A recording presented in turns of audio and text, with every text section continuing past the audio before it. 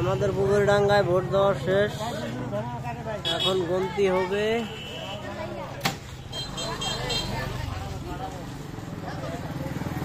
সবাই অপেক্ষায় আছে ভোট গণনার পরে রেজাল্ট শোনার জন্য। তুমি এখনো মার্কা লাগাই নিয়ে আসছো কেন দাদা? যার যার মতে মার্কা খুলে খুলে নিয়ে চলে যাচ্ছে। দেখুন, ভোট গণনার আগেই, রেজাল্ট হওয়ার আগেই মার্কাগুলো ছিঁড়ে যার যার মতে নিয়ে চলে যাচ্ছে বাসায়। আসলে